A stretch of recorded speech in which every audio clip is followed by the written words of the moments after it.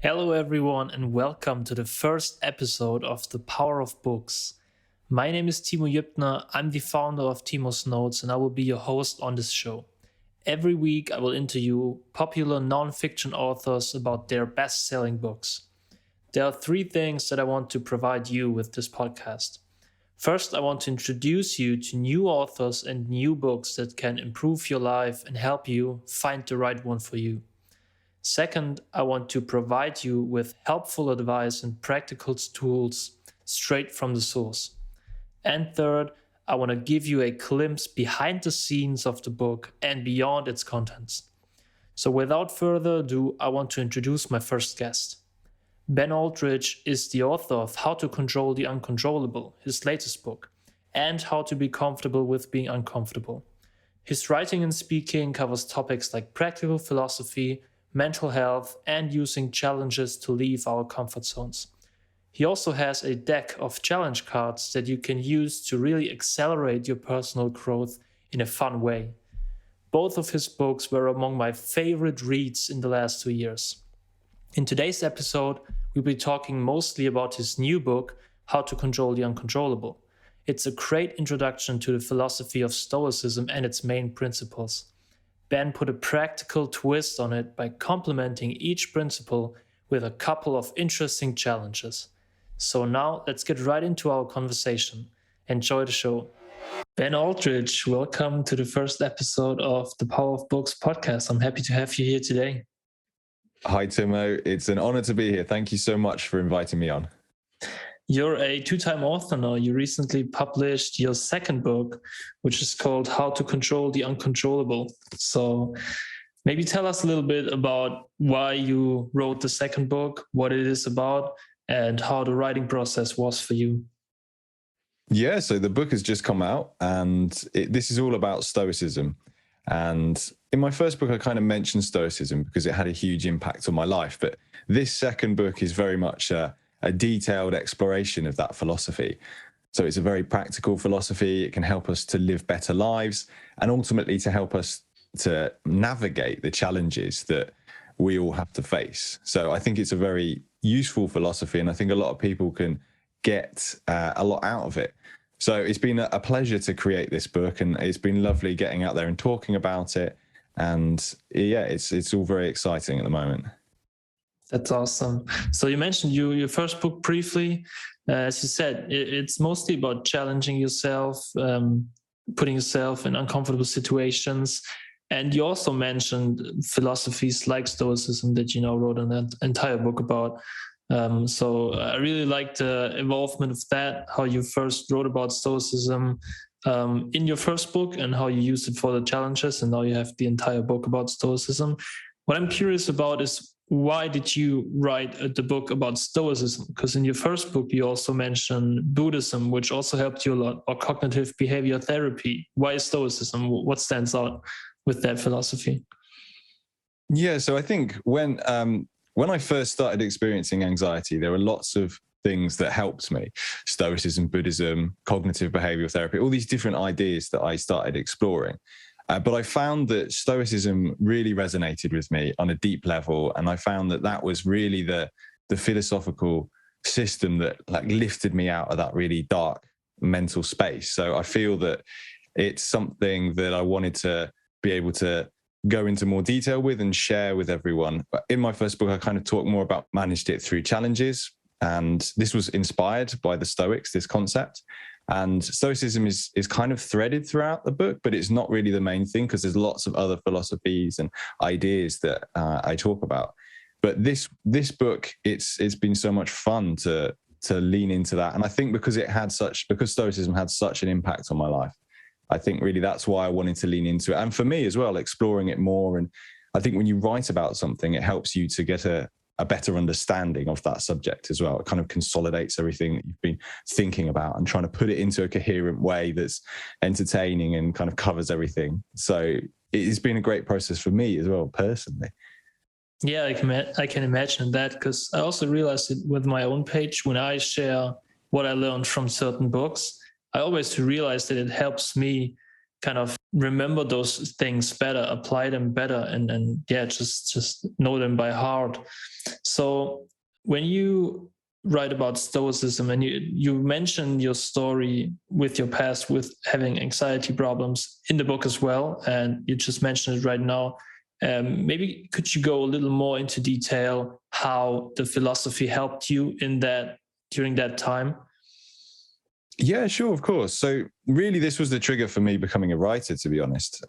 Several years ago, I had these panic attacks and this terrible anxiety, which was really debilitating. And my journey was trying to understand that situation better. And I got into a lot of different philosophies and studied psychology and all of these different things to try and help me get out of that terrible, dark mental space. And I feel that of all the different ideas, the one idea that, as I said before, that made the biggest difference was Stoicism. But my gateway into that philosophy was through what we call voluntary discomfort, which is an idea I read about. And the Stoics used to do all these weird and wonderful things as a way to build resilience. So they would deliberately step outside of their comfort zones as a way to kind of train for life. And they did these things, these wonderful things, like they would sleep on the floor with no mattress, and they would expose themselves to the cold or the heat. They would fast from food and water. They would go out in the rain barefoot, and they would do all these things. They would deliberately wear unusual clothes to embarrass themselves. And they did all of this as a way to prepare and train for life. And I fell in love with this idea. And this is something that I started to emulate. And I began doing my own challenges. Some of them were directly stolen from the Stoics, and then some were just things that, you know, would push me in different ways. And that's really the journey with the first book was about that. And now this second book is this kind of taken this and explored it even more and looked at the kind of the other areas in Stoicism that have had a big impact on me. And there's lots of challenges with those different concepts. So yeah, it's been an amazing experience to go from such a dark place and actually to see how powerful this idea is. And it's very simple, really. Just by deliberately stepping outside of your comfort zone, you can build resilience. And really, yeah, that was the thing that got me hooked on the Stoics. That's awesome. And it's one of the main reasons why I love your first book so much, because I'm also a huge fan of deliberate discomfort, putting myself into tough situations and just challenging myself generally. But most importantly for me are physical challenges, because I love sports of all types. So I like to challenge myself physically, and I know you do too. You, in the first book, you mentioned a lot of physical challenges as well. But maybe for people who have read your first book, or who have now learned that your first book is about challenging yourself in all kinds of ways, you also in your new book have quite a few challenges that you say relate to Stoicism. But what's the difference between the challenges of the first book, which are sometimes physical, and the challenges you mentioned in the second book, which are more related to the philosophy? Yeah, so I think this second book has a real mix of challenges, but I would say that they're a lot more philosophical and contemplative. So you're going to do practical things that you do with your mind, and you run through different thought experiments as well. There are some practical things as well. I'm quite keen on bizarre exercises and challenges, because I think the novel and the exciting and the quirky can really shake us up and can teach us a lot. So I do like to throw in a couple of bizarre challenges, and this book does have a few weird ones, which is, if you've read the first book, you will see that that's the kind of thing as well that I like to just throw in. So there is a mix. There's an emphasis. There's a couple of physical challenges, but yeah, this is mainly like philosophical and thought experiments and some kind of weird practical things that you can test out. So there's a mix. Mm-hmm. Yeah. So one of the challenges also, and a very big topic of Stoicism, is death, contemplating death and kind of being aware of our own mortality. So why do you think is that so important for the Stoics? I think the Stoics, they spent a lot of time talking and thinking about death. It was a big and important theme for them. I mean, it's a big and important theme for all of us, because it's something that we all have to eventually deal with. And the Stoics didn't use this as a very morbid thing. They weren't doing this to feel really depressed about the situation, but they were using it as a tool to mainly ensure that they were living their lives with purpose, and to also ensure that they were living with gratitude for everything that they had. knowing that everything is temporary and that this life will end allows us to kind of focus on how we are spending our time. And this is really the way that they were looking at it. It wasn't so much, oh, we're all going to die, everything's pointless. It's not that nihilistic kind of approach. It was more of an empowering thing, knowing that this is something that we're all going to ultimately face. And the philosophy is kind of geared around preparing us for that. It's the ultimate test. The ultimate Stoic test is to die well, which is a very hard thing to kind of contemplate as well. And so they do write about this a lot. And there's an expression, memento mori, which is a very important idea to the Stoics. And it's just remembering that you're mortal. And this was done to make people a little bit more humble. Marcus Aurelius, the Roman emperor, would use this as a tool to help him remember that, yes, he might be the most powerful man on the planet, but he's also mortal. And I think that's something that people can forget. People can kind of get caught up in how great they are and how, they're this incredible human being that, he could have been so corrupted by that position of power, but he was using this concept of memento mori to help him be a little bit more grounded.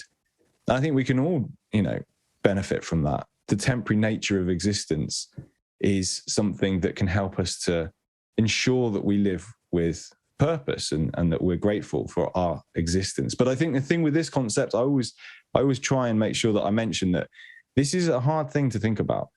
And for a lot of people, this is probably something that they would need to be in the right mental space to think about. When I was experiencing really bad anxiety, I wouldn't have wanted to go near this concept because it's hard to think about that. And it can bring up lots of strong emotions. So I always think that this exercise and this concept should come with a disclaimer. Although it's funny that it should come with a disclaimer because everyone has to face death anyway. But I think that, dwelling on this and thinking about it every single second of every hour can actually be very counterproductive for us. So I think, the Stoics weren't doing that. They were just using it as a tool. And it can be a very powerful tool. Absolutely. I think, as you said, it depends on how you look at it. Because if you are sad about it or worry about when you will die or how you will die, then it can be a destructive thing to think about it too much.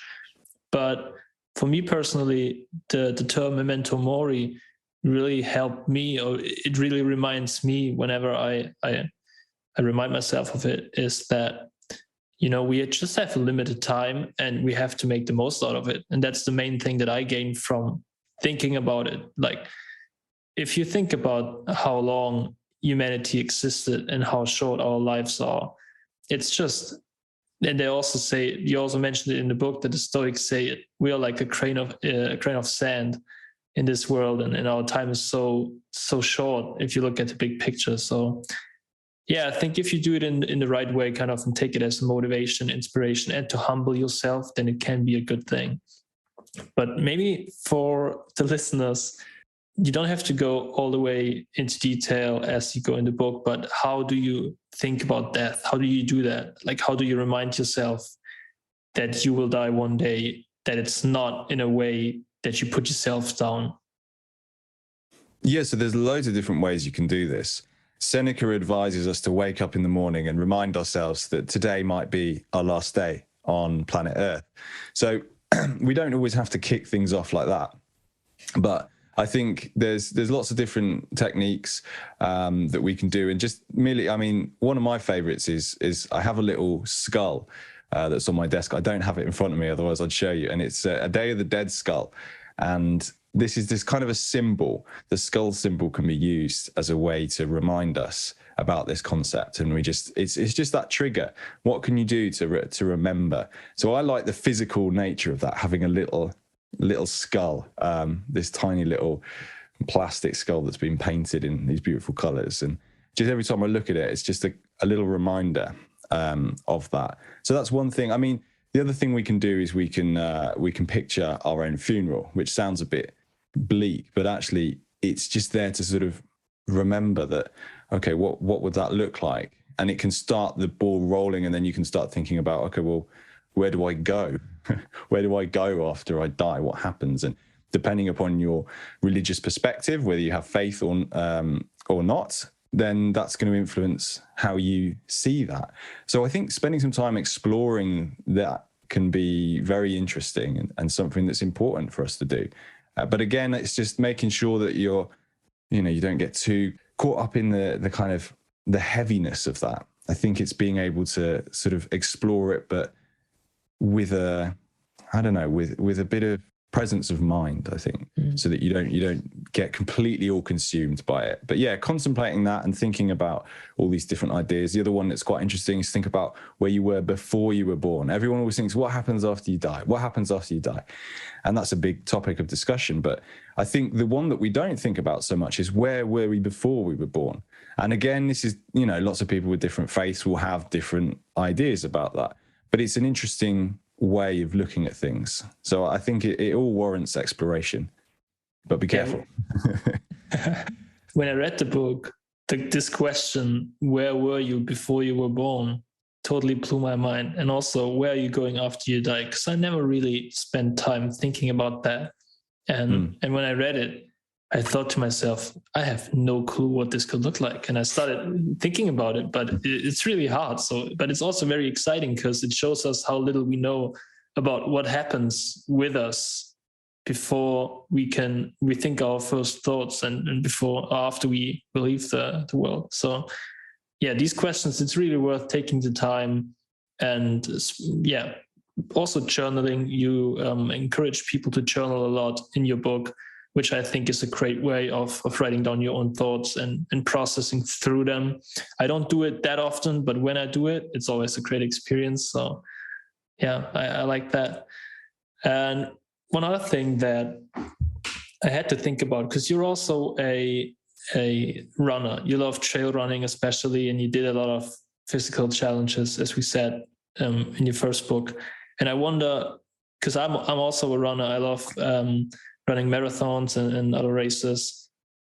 And I'm curious, how do you apply, or do you even apply Stoicism, the Stoic philosophy, to running maybe? Does it help you in when you are in that situation, when you are at mile, 15 of a 20-mile run, or do you don't even think about that when running?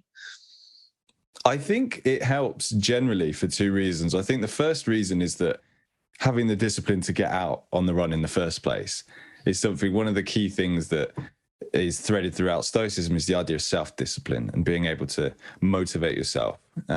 It's one of the cardinal virtues. It's one of the key ideas to have that discipline. And I think that's something that's important when you're talking about any kind of physical exercise, some kind of discipline. So with running, that helps me because I know that actually this is training. And also in a way, it's voluntary discomfort, because it's sometimes when it's difficult, when you're struggling on a run, then that is the perfect example of voluntary discomfort. So in a way, I try and see that as kind of training. The reason I'm doing this difficult thing is to help me with life and help me deal with the other curveballs that inevitably get thrown at me in life. So if I see it as a training exercise, then it kind of reframes it. And then the other idea, in particular, if you're talking about like during a marathon or a long run when you're really suffering, I think the idea of impermanence is something that can be very helpful, knowing that it is temporary and this discomfort will change, and knowing that everything is change. Life equals change. And this is a powerful concept. This is paralleled with Buddhism as well. So it's quite interesting to see there are lots of parallels between Stoicism and Buddhism and other philosophies as well. But this one in particular, this kind of acknowledgement of impermanence. And this can be helpful when you're dealing with any kind of physical challenge or any challenge. It's just knowing that, okay, there is an end point, and focusing on that and knowing that it's going to change just helps ease it a little bit. I mean, it's still going to be painful, but it just takes off the edge, I find anyway. And just knowing that it will pass. I keep saying that to myself. If I'm doing something that is very uncomfortable, like really, really uncomfortable, I will just keep that, okay, this is going to end. This is moving. And that just helps. I think that helps keep my mind from fixating on the situation. That's awesome. Yeah. What I usually do is I remind myself, or I ask myself rather, can I take one more step? And if the answer is yes, well, then I can keep going. And most certainly, most of us will never get to the point where they can't even take another step. So that also gets me through a tough run. But I like the idea of thinking about it in a way that it will just be a limited amount of time. It will be over soon. And it just reminded me of one thing that two people I really admire share: Cameron Haynes and Jesse Itzler, who are both also runners. They run ultra marathons and crazy races, crazy long. They run for 24 hours.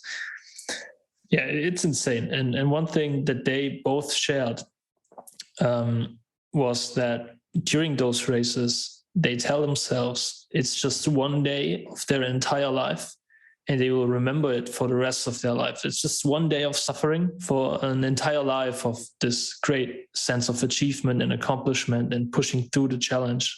So I really like that idea too, when you're doing extreme things or like very long races, for example. I love that as well. That's really good, actually, framing it like that. It's all about how you frame everything as well that you go through. I think that can just completely change the whole experience. That's right. Yeah. You just quickly hit on the cardinal virtues of Stoicism right now. And you mentioned one of them, which is discipline. And there are also the three others are wisdom, justice, and temperance. And you mentioned them quickly in the book and share what they are and why they are important. So maybe you could tell us a little bit about why these four virtues, or how the Stoics use them to live a virtuous life. Yeah, so these virtues were seen as kind of like the North Star to the Stoics. These were their moral compass was built on these four cardinal virtues, and they were kind of inherited and adapted from, I mean, Plato talks about these virtues in his Republic, and he's mentioned them. So they've kind of inherited this and kind of gone with it as a way to create character. And the purpose of having these four different virtues is ultimately to build a good character. And that's one of the things that the Stoics love to talk about, because developing character allows us to handle whatever we face in life. And that's really what they aspired to do. And they aspired to develop a good, solid character. And yeah, so really they would try and incorporate all of these four virtues into everything that they would do. So wisdom, the first one is, the pursuit of knowledge, essentially. So like we could sort of interpret that as reading, developing a curious mindset and trying to learn and be open to what knowledge is, that acquisition of understanding. So that's the first thing, like developing your mind. So the second thing is justice, making sure that you do the right thing. Are you being a decent person? Are you looking after other parts of humanity? Are you looking after your family and your friends? Are you being kind and all that kind of thing? Are you doing the right thing? So that is a big concept that kind of incorporates all of society. And then after that, we have temperance, which is this self-discipline, which is kind of applied to their lives. So moderation was a key thing that the Stoics talk about, not kind of getting into excess. And so just being mindful of the way that you live your life and not kind of getting drawn into living a life of excess and just going over the top with things. So I know I keep going on with this, but there's a parallel to Buddhism with this. In Buddhism, there's this thing called the Eightfold Path, which is, like finding the middle way, moderation, like trying to live that sort of in that middle of the two extremes. So you just kind of, you're in control. And then we have the final virtue is fortitude, or sometimes it's referred to as courage.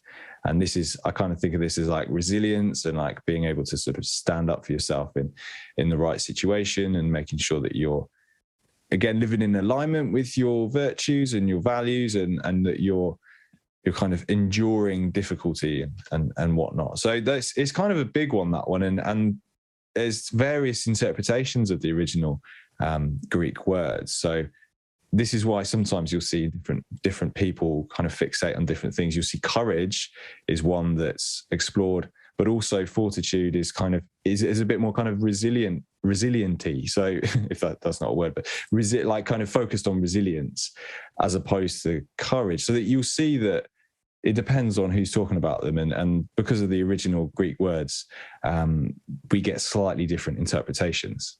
But maybe that's too detailed an answer. But basically, they would take all of these ideas and then like smash them together and use that as a way to guide their lives. No, that's not a too detailed answer. It's perfect. I think it gives a good glimpse into what the virtues are and why they matter. I wonder, is there one virtue that stands out for you or that is most important for you? Or are they all four have the same importance?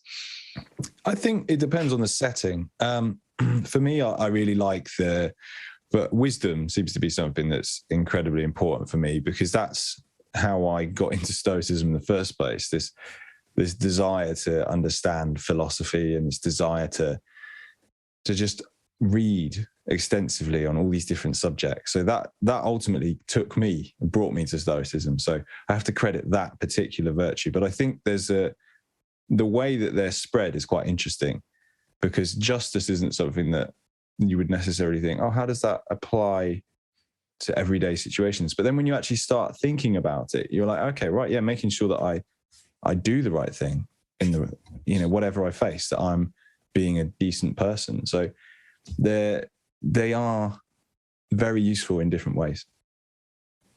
Yeah, well, I agree. Yeah.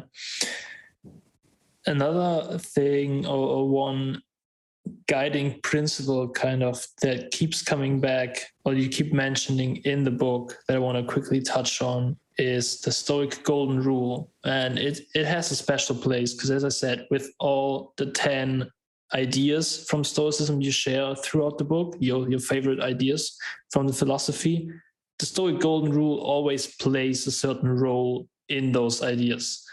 So I would like you to give a quick introduction to what the Stoic Golden Rule is and why it is so important.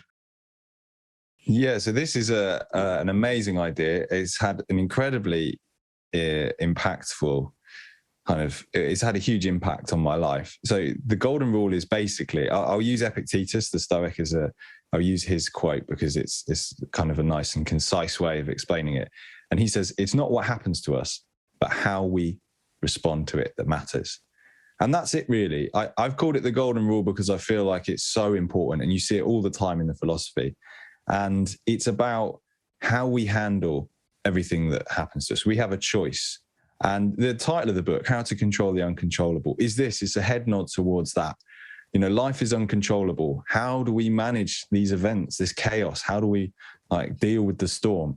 And it's all about how we respond. That's where we get our control back. It's how we choose to respond. So we can face a setback, and there's, we can just let that setback destroy us. So we can just our minds will just go all over the place.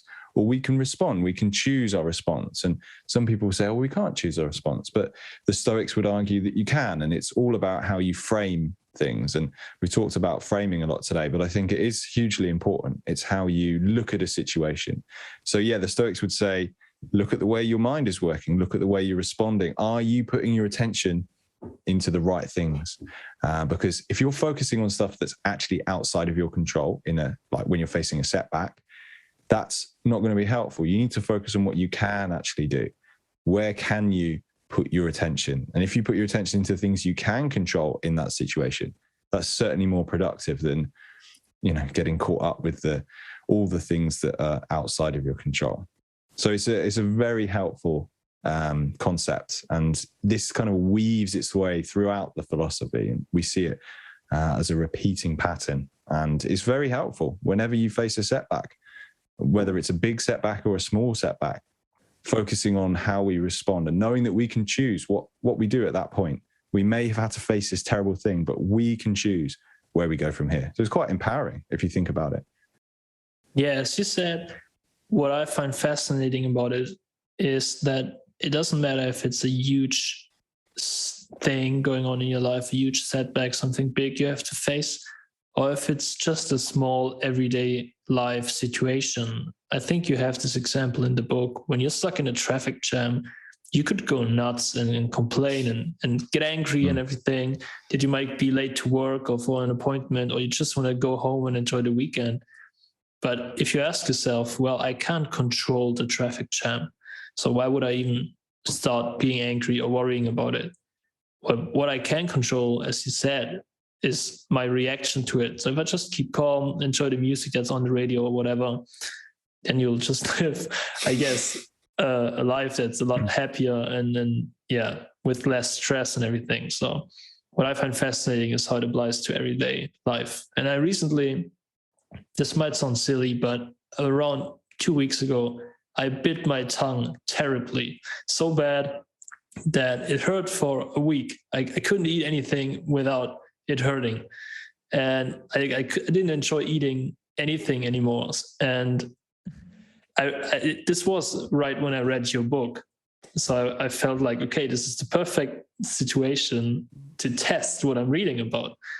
And I focused on what I can control, which is how I deal with the pain and with the discomfort, instead of focusing too much on, oh, it hurts so much, and complaining to my girlfriend about it or whatever. So it was funny because it came at that time when I was reading the book.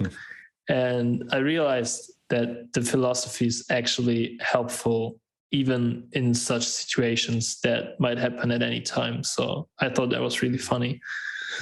That's a perfect example. Yeah, I'm sorry to hear that, but I think it's these things that can actually be a test for us. We can, if we reframe them and use them as a way to test out these philosophical ideas, they can end up actually being quite interesting. It's that obviously that's not a nice experience for you, but there's ways that you can deal with it, and that's the perfect example of applying that mindset to it. Yeah, as you said, it's kind of like life itself is our practicing ground for the philosophy, and I like that about it.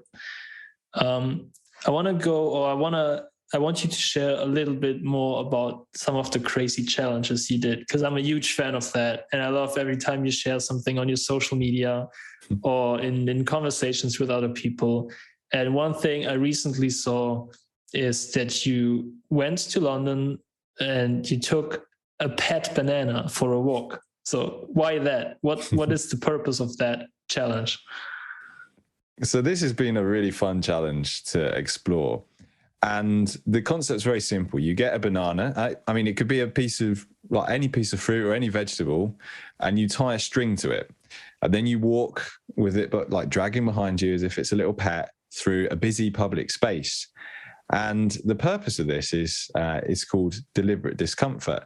It's this idea of voluntary discomfort, of making ourselves feel uncomfortable and making ourselves feel awkward. And this particular type of awkwardness is called shame attacking. And actually, this has a really interesting history. So this is an exercise that they use in therapy. There's a therapy called REBT, Rational Emotive Behavior Therapy, that was created by a bloke called Albert Ellis. And he loved the Stoics. So there's the Stoic connection. So he loved the Stoics, and he was interested in this idea. We know that Cato, one of the Roman Stoics, would wear embarrassing things so that his peers would laugh at him and he could practice overcoming that shame. So that is really this theme. And a modern way to do it is with this pet banana.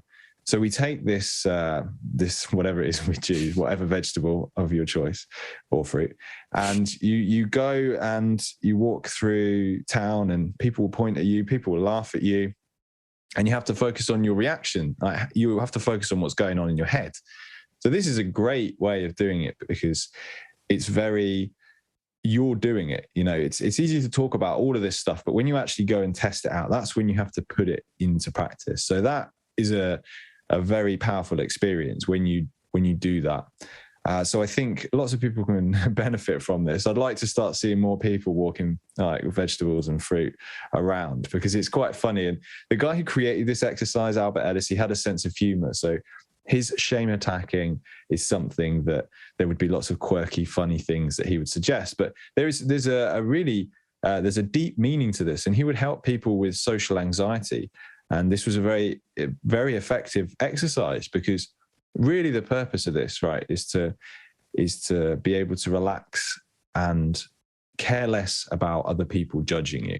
Because when you go out into the world, people are going to judge you, and there's nothing you can do about that. But having something like a banana trailing behind you means that you'll feel so self-conscious, and actually it's all about exploring that internal dialogue and challenging it and looking at the way you talk to yourself. And the more you do this, the better you get, and the more confident you become, and you just stop caring. But it's not easy. You can feel it. These exercises are very good, and it's not as if it's more of a mental exercise, really, that one. So I think it's interesting, and people can play around with it. But yeah, I love that one. That's a great one. I can totally imagine how uncomfortable that will feel, because we are social beings. We don't want other people to laugh at us or something like that, or pointing at us, talking about us. So I wonder, did that happen to you a lot? Did many people laugh at you, or did somebody even come up to you and ask you what you're doing or something like that? You know what? Most of it was in my head. Most of it was, again, this is all about the internal dialogue. What's going on in your mind when you're doing it? One person came up to me. Lots of people kind of have a delayed reaction. They see it and they do a double take, or some people will point, had a few people laughing, but a lot of people don't notice, which is, quite interesting, actually. People are just used to seeing random stuff in London. They're just like, oh, okay, some guy walking a banana. But some people will take a picture. Some people might sort of follow you for a bit. But it's all about what's going on in your head. I did a similar exercise through Hyde Park, which I have to say, this was probably one of the hardest ones for me. I walked through Hyde Park, which is a giant park in central London. I walked through the whole park backwards. And that doesn't sound that bad, but honestly, it was so embarrassing, because with the banana, you're walking forward. So you might make eye contact with someone. They might be like, oh, you're a bit weird, and then walk past you. But when you're walking backwards, people they see you from a long way away, and they're walking faster than you, because walking backwards is very slow. So everyone is overtaking you, and everyone has to look at you for ages. They make that eye contact, and it's so awkward, and it's really weird, and you're kind of getting in people's way, and it's just it's so awkward. But that's the point. And again, interestingly, the Cynics, who were these ancient Greek philosophers, used to do this. This was one of their exercises, to challenge the status quo, to challenge that internal dialogue. And they trained the Stoics. So it's this thing has been passed down as a way to this ancient exercise, very simple, but it's really embarrassing. But no one said anything when I was walking backwards, which is interesting. So it's all about what's going on in your head. It's all about that. And I think if you're more introverted, you might find it harder than if you have more extra qualities that are based on being an extrovert. But I don't know, it depends on who you are. But that for me was really difficult. I can imagine, yeah. And it's so interesting and fascinating what's happening inside of our minds when we do such things. And the funny thing is about walking backwards, I recently learned that walking backwards, especially against resistance, for example, uphill, is actually good for your knees, because you kind of train the movement of walking downstairs. So it can help you when you get older, strengthen your knees so you don't have pain when walking downstairs. So I also started walking backwards sometimes, especially uphill. Yeah. And I catch myself, as you said, I try to do it when no one is around. And when people are around, I always feel very self-conscious, and I'm like, what are they thinking right now? They must think I'm crazy. But then what helps me, and that highlights the point of it's all in our head, is I remind myself of why I do it. I know that it has a practical reason. So that kind of helps me to be like, well, it's good for me. It's good for my knees. So that's why I'm doing it. So if somebody asks me, I will just explain to them. But if you don't have a reason for it, if you just do it to put yourself in this uncomfortable situation, I can imagine that it would be a lot worse what's going on in your head. Yeah, exactly. But it's good. It's good for us. I think we need to experience that, because our internal dialogues can be, they change the course of our lives. The way we talk to ourselves is so powerful. So I think just being aware of it, and these exercises are a great way of bringing that thought process into the forefront of your mind. So I think, it's great. I love that example as well. Yeah, walking up the hill backwards. But yeah, you've got, this is for, there's a purpose there behind it. So I guess, I think maybe that makes it easier. But still, yeah, it's easy to feel self-conscious. Yeah, it is. That's right. So towards the end of your book, you talk a little bit about upgrading Stoicism, because you highlight that it's a philosophy that isn't like carved in stone. It isn't something that can't change anymore. It's something that needs to be evolved, or it can develop into something even more powerful, and new ideas can be added to it. And one of the ideas that you said you want to add, and you also talk about this in your first book already, which I want to touch on it for a second here, is what you call the anti-bucket list. So maybe explain what that is and why it's so important to you, and why you think it's a good fit to add it to the Stoic philosophy. Yeah, so I think this is an idea that I've loved exploring, and it's been very powerful for me. So the idea is it's the opposite of a bucket list. So we know the bucket list is the things you want to do before you die. You want to go to Vegas, you want to see the Northern Lights or whatever. Depends on who you are. The anti-bucket list is the opposite. It's the things you don't want to do before you die, things you want to avoid.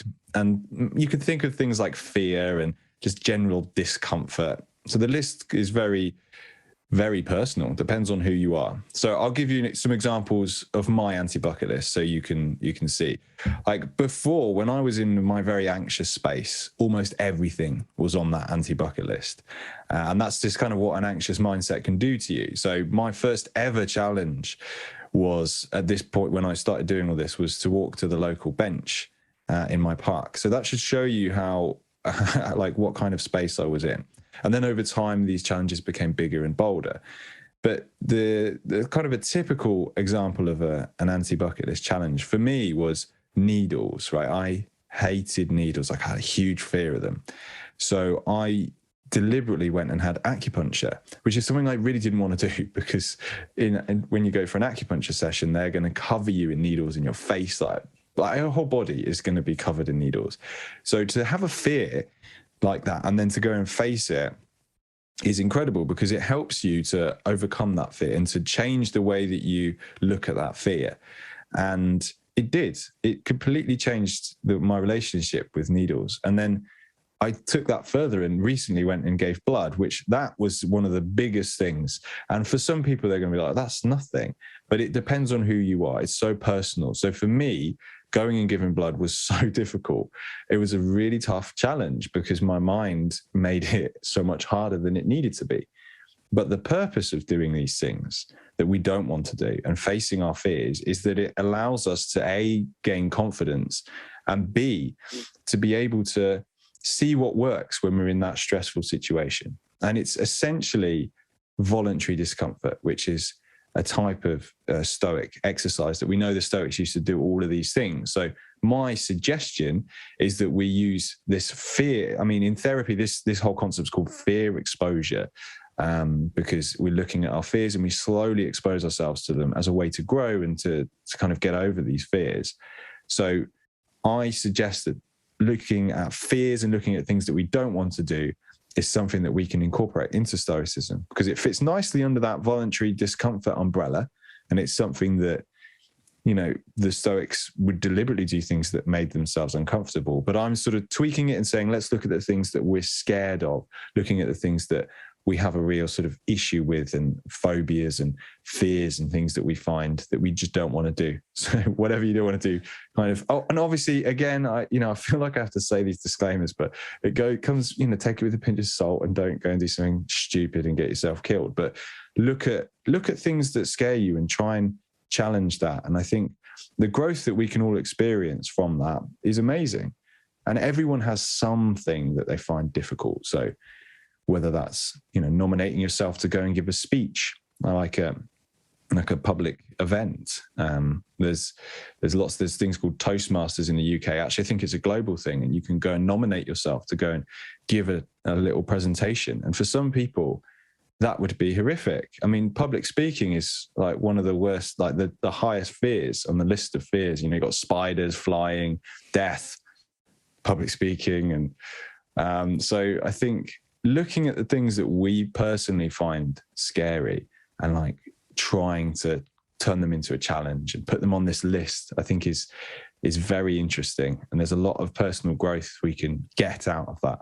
So I like this idea of the anti-bucket list. Everyone has a bucket list, but how many people have this opposite list of stuff they just desperately don't want to do, but they're kind of forcing themselves to do it as a way to grow. I kind of like that idea. So I feel like it could sit comfortably under that umbrella in Stoicism. I totally agree. Yeah, I think it's an incredible idea. And as you said, it fits in very well with the voluntary discomfort. And as you also said, I believe that by facing our fears, it's a huge potential for personal growth, because we learn that our fears are oftentimes also just in our head. And once we expose ourselves to maybe just a little bit of that fear, we learn that it's not so bad after all. So I really love that idea and that upgrade to Stoicism you added in the book a lot. So, and you're a big fan, or you're a big fan of living outside of your comfort zone, which actually is all of that we just talked about, like putting yourself in uncomfortable situations, facing your fears, and just all of that. So I really enjoyed our conversation, and I want everybody to check out the book if you're interested in Stoicism, if you want to kind of teach yourself how to deal with uncertainty and all those things. And to finish this off, I want to ask you one more question, because this show is called the Power of Books podcast, and it's about showing other people how powerful books can be. So I'm curious, other than maybe the books you mentioned already or that are mentioned in the book, what were the books that impacted your life the most?